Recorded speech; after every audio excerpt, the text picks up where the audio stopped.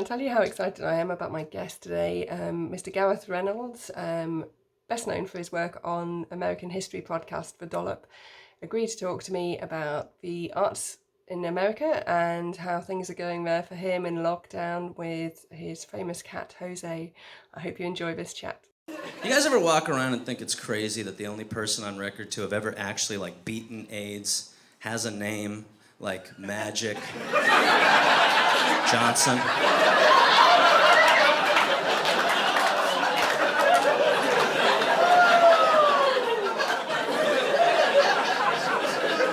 That's pretty bananas, gang. What were we so worried about? He's gonna be fine. Magic Johnson, he's got this, all right? The dude's name literally translates to wizard dick. He'll beat AIDS. He'll be fine.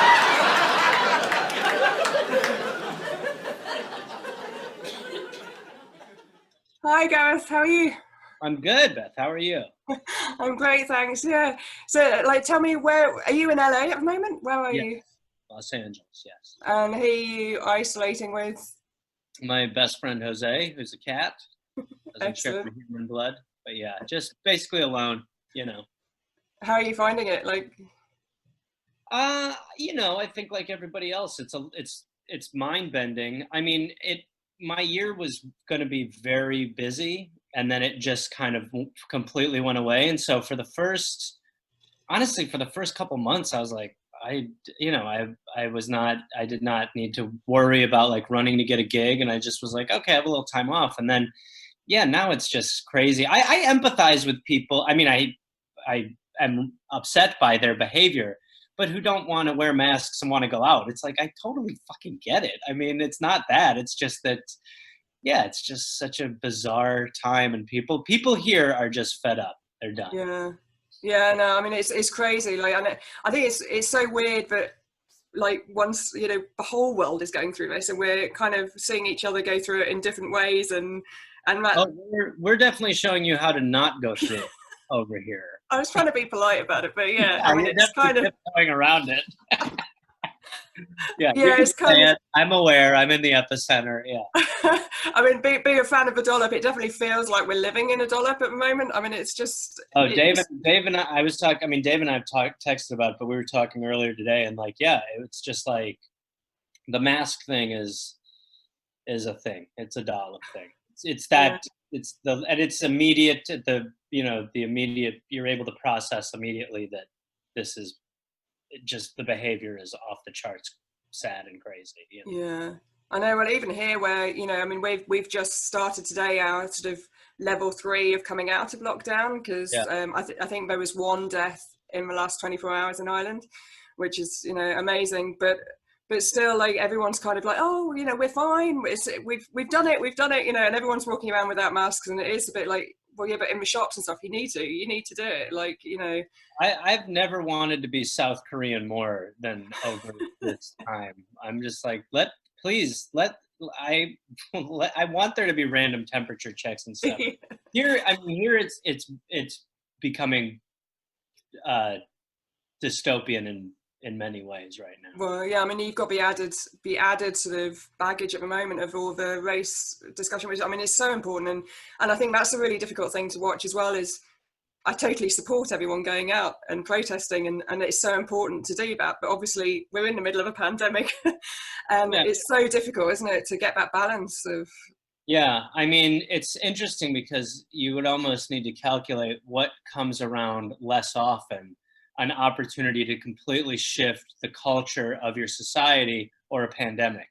Yeah. And we seem to, have just had both kind of at the same time. Probably there's probably some connective tissue between the idea that, people actually had a moment to not be forced into a cubicle and forced to work, and were able to sort of process what's going on. But yeah, I mean, the problem with race transcends the problem with the pandemic right now. Yeah, no, exactly. And I mean, living there, I mean, do you feel like, is this different? Like, does it feel like something could actually happen this time? Like, well, it does. But in my lifetime, there have been a few times where I've thought this is something different. This does feel different of the things that have felt different. This feels different. But yeah, it's important to punch it in. I mean, our government and our elected officials, I'm air quoting elected, do a very good job of making us think that they're listening, and then they don't do shit.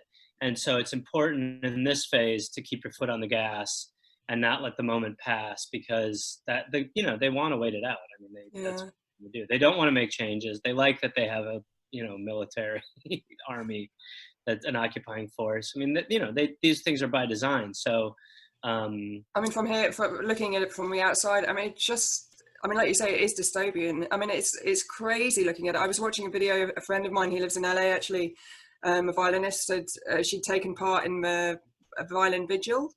I don't know if you'd seen them, and in Colorado there was one as well, and they were sort of attacked with tear gas and stuff, and it was a completely peaceful sort of musicians just playing as a vigil, and it's just like, what is going on? Like, I mean, it's we've let a lot of our issues in this country fester for decades, centuries, honestly. I mean, and so Malcolm X will always talk about the chickens coming home to roost. And this is totally, this is like, there's like 35 different chickens coming back to roost at the same time. It's an epic apex of a culmination of issues that, even when you look at Florida, we've been like pissing our pants laughing about Florida for the last 20 years. Like, someone held up a liquor store with an alligator. And right now it's like, God damn it, we really let these idiots just have their run, didn't we? We really should have been like, hey, don't put spray paint in your mouth, or whatever it is. Like, so yeah, it's totally crazy, and it's predicted, but the form is strange to see still. Yeah. And listen, like, at the beginning, you did lock down properly in LA, did you? Like, I know each state was sort of different. Yeah, we took it seriously for a while. I mean, I don't even remember, time has no meaning anymore, so I don't even know how long it was. But we certainly, for what felt like 2 months, maybe, took it pretty seriously. I would drive and there would be nobody out there. You go for a walk and you'd see a couple people, but everybody would be wearing masks and kind of averting each other. And like, were you doing a tour at the time, or? Well, yeah, I mean, we're kind of perpetually on tour a little bit. So we had our year tour, half of it planned out. I mean, it's kind of like you're on the road and then you get new dates and you just kind of keep accepting and stuff. And so, but yeah, I mean, with stand up and podcasts, I honestly had to ask for a weekend off. 2 weekends ago would have been my first weekend off of the year. And so, and instead I've just, had nothing, so. I know, I think that's really hard, isn't it, when you're self-employed like that? Is, it's such a delight when your diary is full, but we are used to these sort of stretches of being, we haven't got work, that's fine, and you're fine for a bit, but.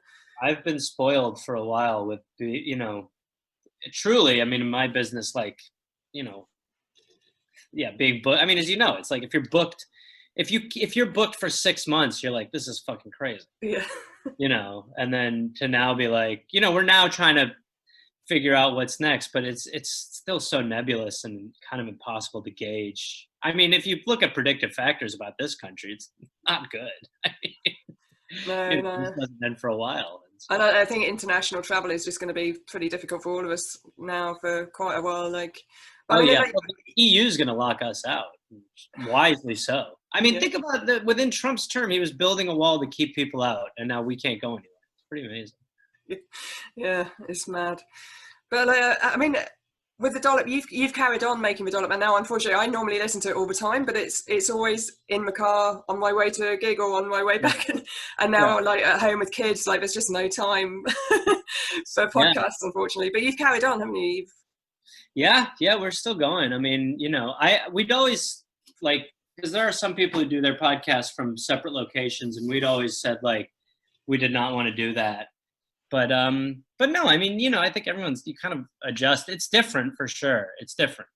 I mean, it's just the difference between, live performance versus recording something. Like energy is just changed. But you know, it is what it is. I mean, we're still having fun, and this shit's so crazy. I mean, I spent a lot of the pandemic working on this Timothy Leary episode that I put out with, you know, where I read it to Dave, and you know, I don't think I'd have been able to do that without the time. So, but yeah, it's just totally weird and crazy. How did you meet Dave? Like, how did you get together to do this?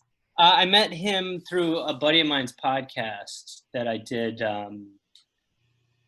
You know, I used to be like basically his sidekick, for lack of a better term, and Dave came on a few times. A friend of mine, Vicky, who was a producer on the show, always loved Dave, and then I met Dave, and we just hit it off, and then, you know, and then like everything else, I mean, it was just we were just casually friends, and then it just timed out randomly that when I was filling in for Walking the Room for the first time, Dave was starting to kind of put the pieces together on doing the Dollop, and he had his own concept, and then it just kind of morphed into us doing it together, you know.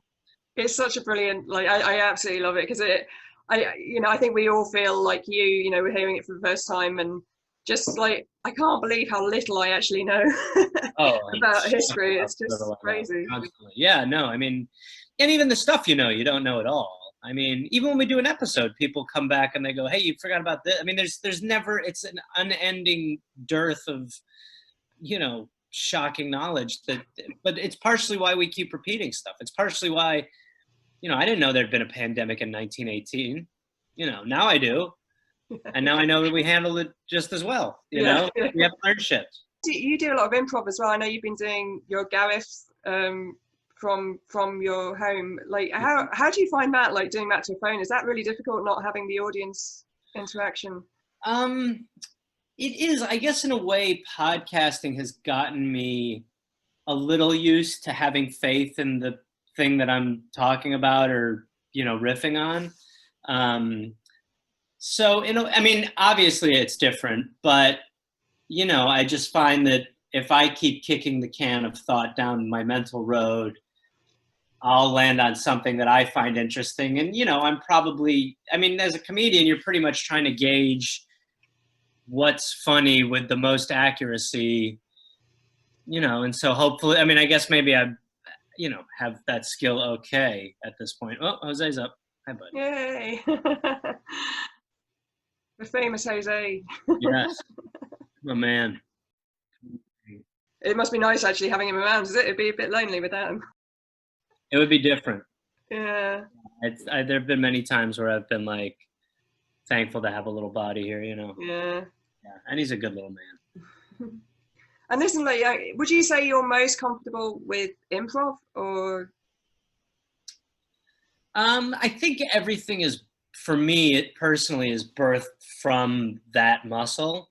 I enjoy writing stuff too, you know. Okay, you gotta stop, buddy. Come on. I enjoy writing, but to me, there's, you know, it's different because you're mapping stuff out and you're coming up with a plan. But still, when it comes to, you know, making things funny, it comes from improv. It's, you know, it's out of improv that I will write dialogue the way that I do, or, you know, my stand-up is, sorry, yeah, exactly.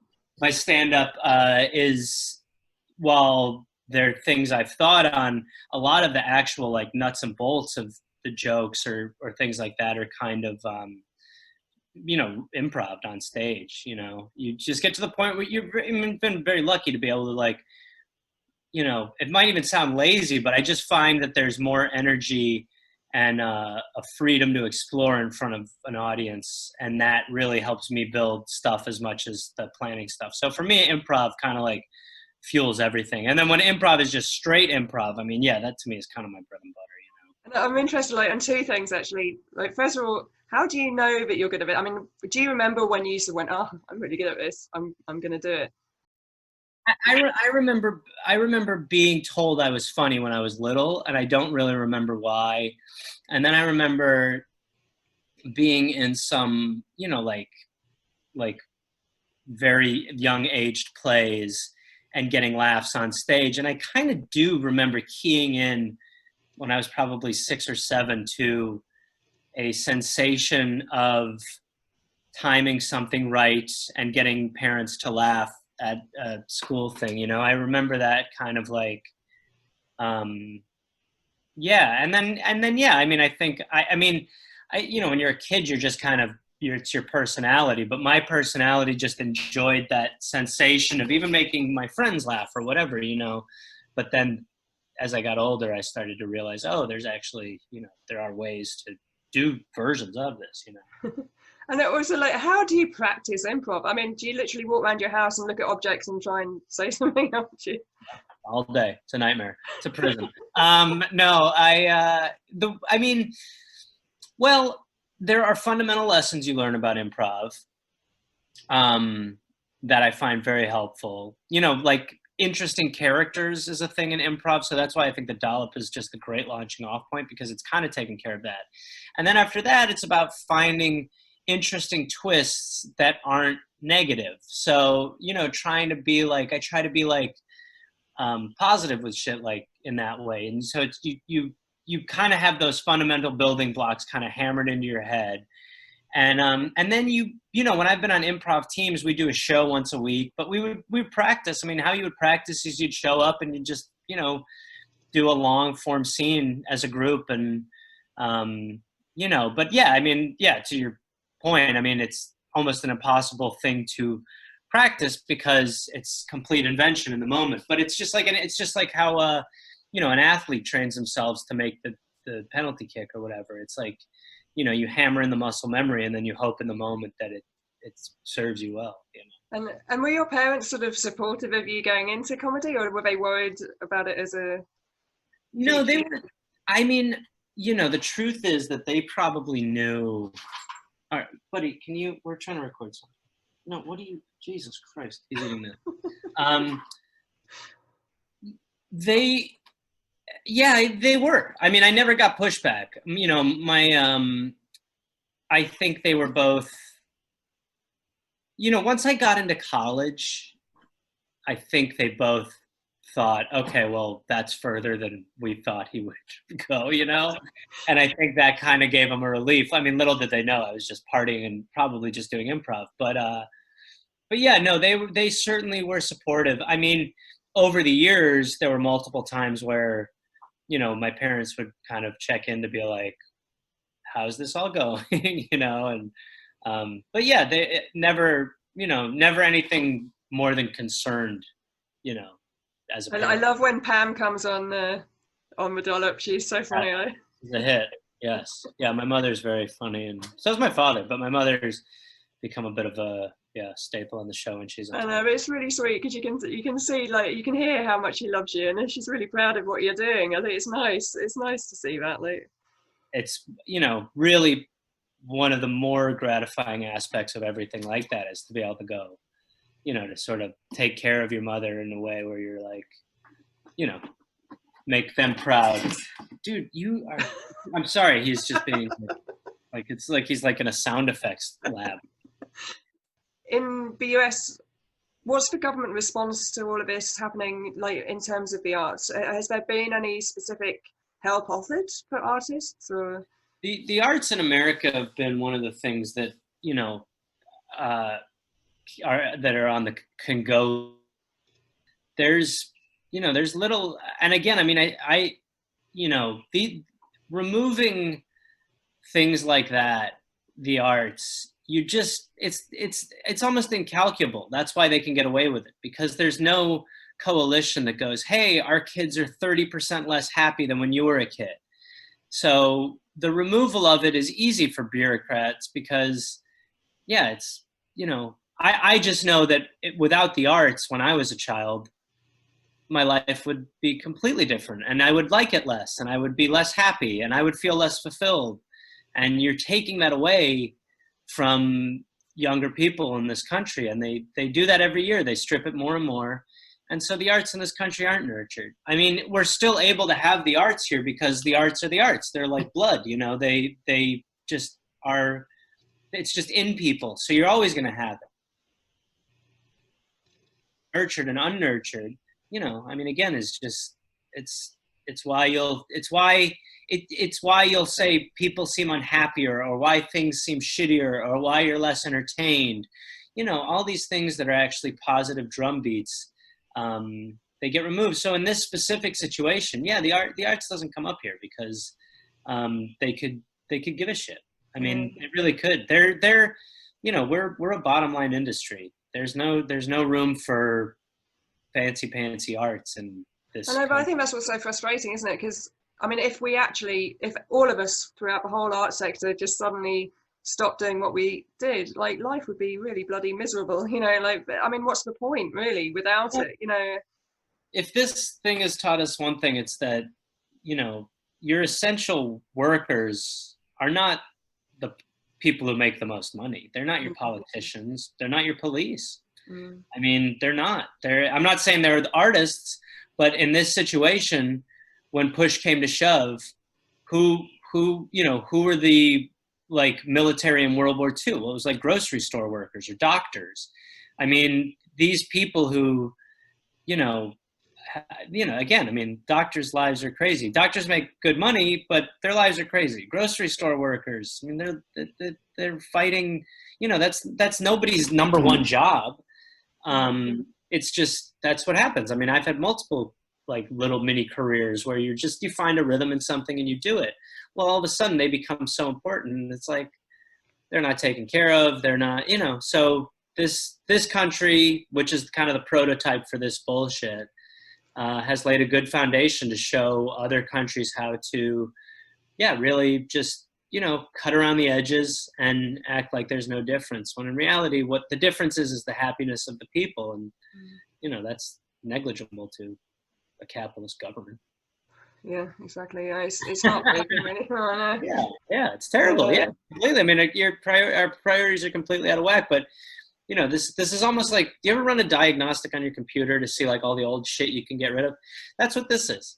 This is like a diagnostic in a way, and there's just a ton of shit we don't need. And politicians among them. I mean, in this country, it's like these people aren't worthy of telling us what we should have and shouldn't have. Yeah, and I mean, I just can't imagine what it's like at the moment having someone like Trump in. I mean, I can barely watch him. I mean, I you wake up and you go, I feel good. I mean, it's got to be tough. I mean, and how do you feel about the upcoming elections? Do you think he will actually get back in, or surely not?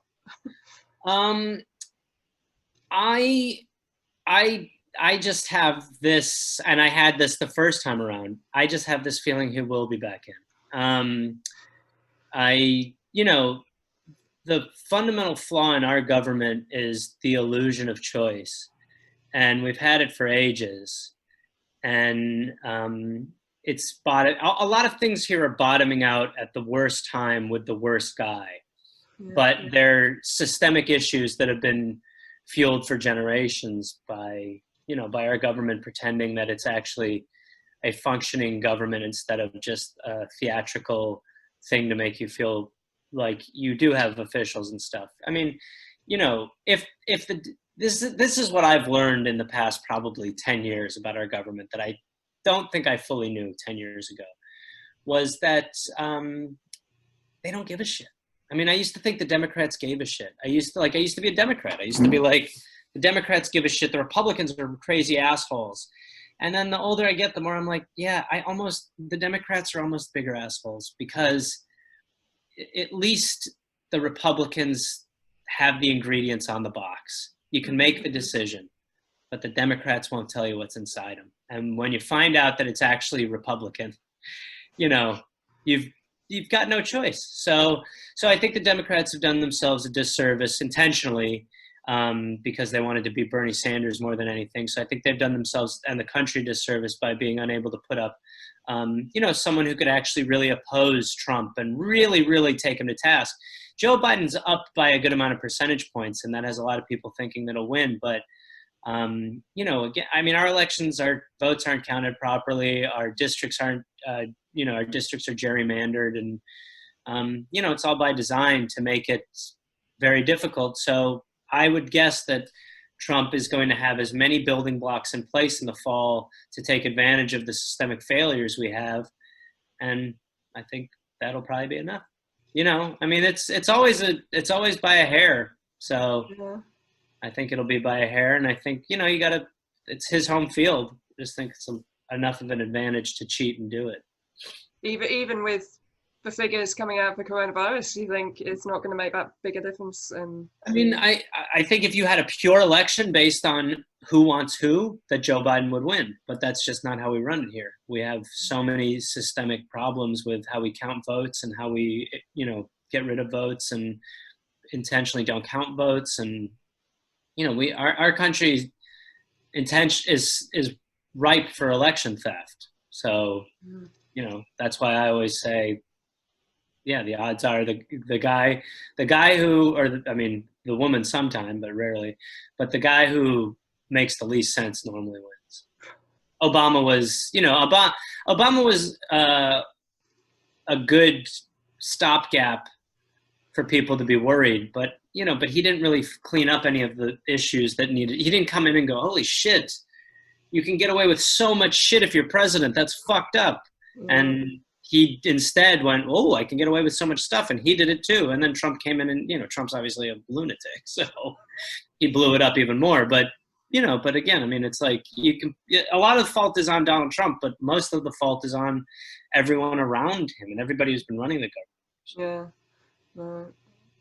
I don't know what else to say to that. I mean, it's just, it's crazy. I mean, it's freeing to feel the acceptance of that happening. But it's a bummer for sure. Yeah, but also but even if Joe Biden wins, he's going to be coming in at such a terrible time that 4 years of that won't, I mean, it's, then we have an election 4 years later and Joe Biden gets beaten by some Republican who doesn't tweet crazy shit, and that'll be worse.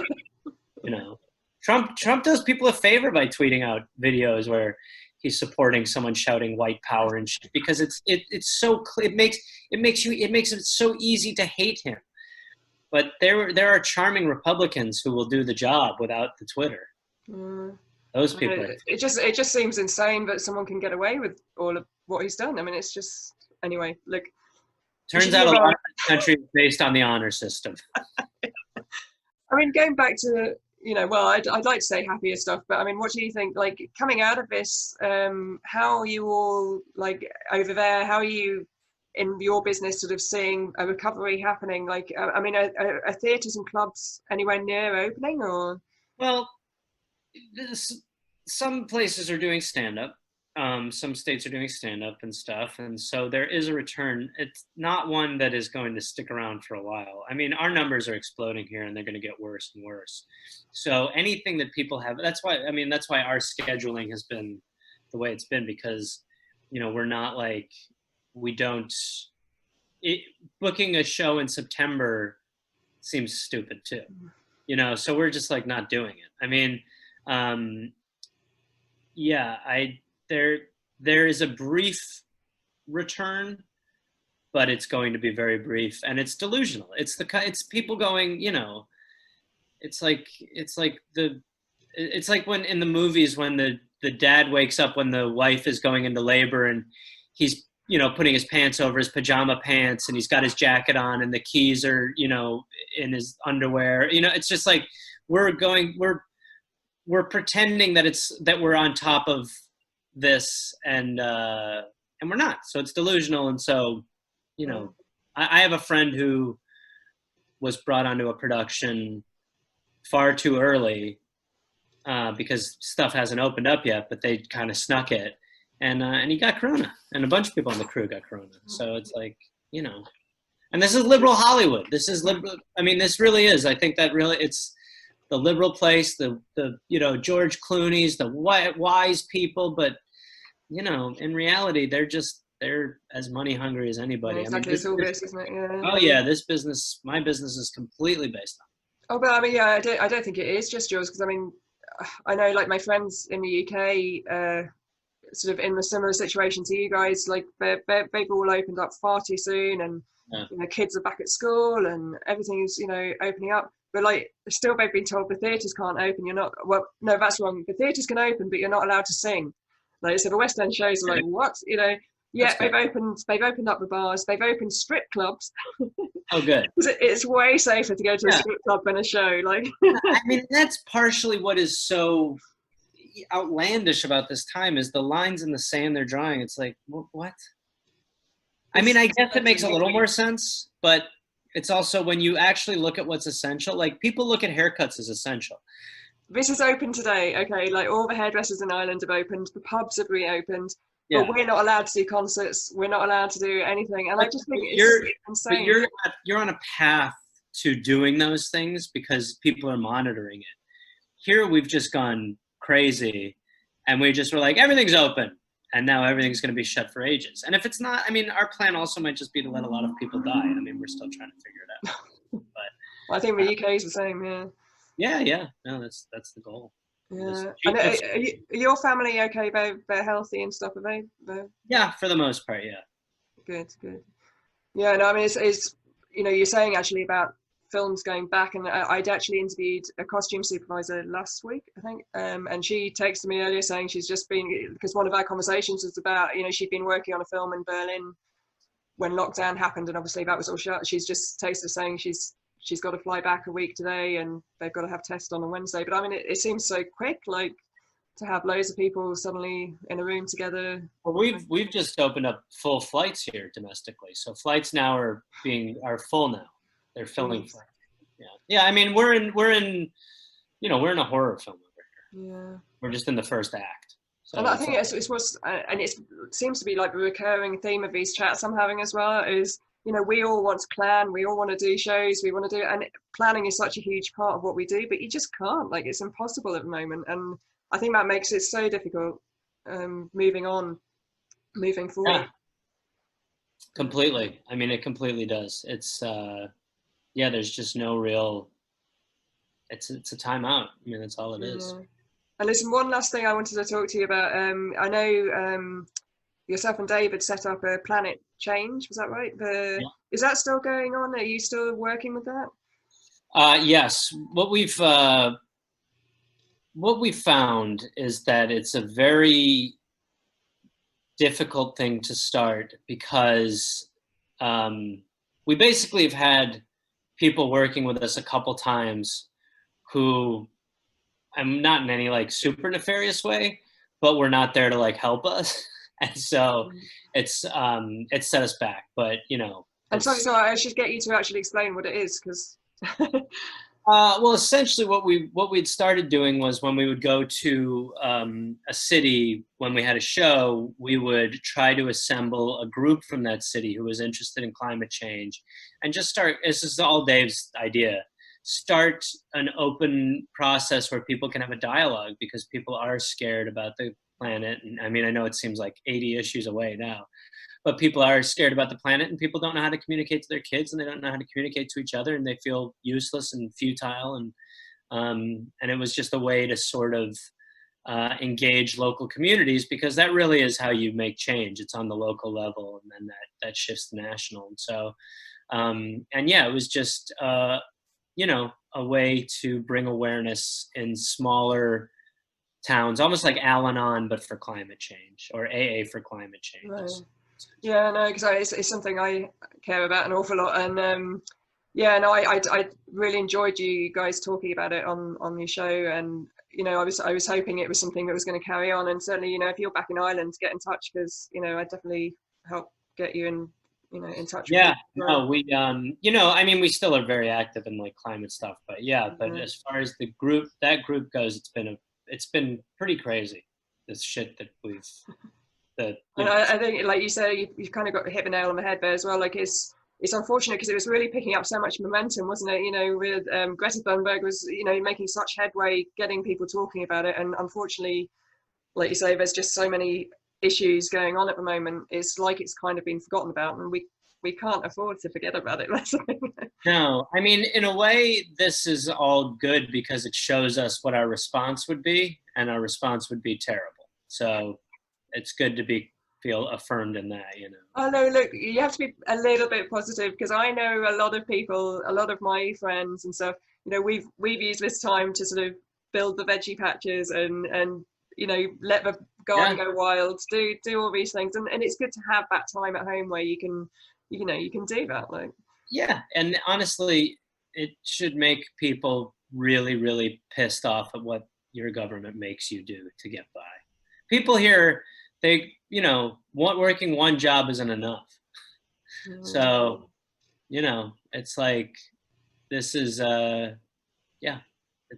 it's a wake-up call. It is, yeah. Listen, on that note, thank you so much for talking That to me. positive note. That was a really lovely positive note. Yeah, my pleasure, Beth. It's been wonderful. So thank you very much, and good luck with everything. I hope you all come out of it safely. We will not. Yeah. No, don't say that. I hope you make it back to Ireland at some point. The body bag. Oh, stop. That's the only way they allow international travel from here now. Yeah, probably right, actually. That's great. Thanks a million. All right, hang in there. Stay safe. Yeah, thank you. Bye. Bye. Bye.